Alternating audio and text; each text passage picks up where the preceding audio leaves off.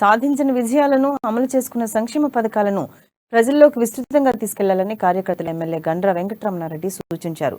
భూపాలపల్లి జిల్లా రేగొండ మండల కేంద్రంలోని ఎస్ఎల్ఎన్ గార్డెన్స్ లో బీఆర్ఎస్ జిల్లా అధ్యక్షురాలు గండ్ర జ్యోతి నిర్వహించిన ఆత్మీయ సమ్మేళన వేడుకల్లో ముఖ్య అతిథులుగా పాల్గొన్నారు.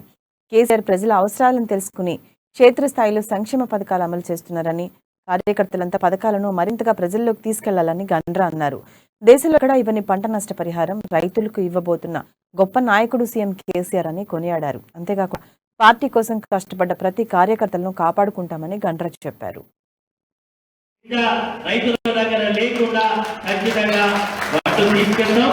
బిల్లు తీసుకుంటలేరు, పేజీలు పెడుతున్నారని గుర్తించే ఈ రోజు నెగ్గడులో 15,000 మెట్రిక్ టన్నులు, షాంపేటలో 5,000 మెట్రిక్ టన్నులు, పెద్దపల్లిలో 20,000 మెట్రిక్ టన్నుల గోదాములు కిరాయి తీసుకొని డైరెక్ట్ గా రైతులకి తీసుకెళ్లి ఆ గోదాములో నిల్వ చేయడం. మీరు రైతు సోదరులకు చెప్పండి, అడ్వాన్స్ గా నాటాలే, వానకాలం జూన్ లోనే నాటాలి, నవంబర్ ఎండుకు కోతలు కావాలి, జనవరి లోపల నాటు పూర్తి కావాలి, ఏప్రిల్ లోపల వరి కోతలు కావాలి.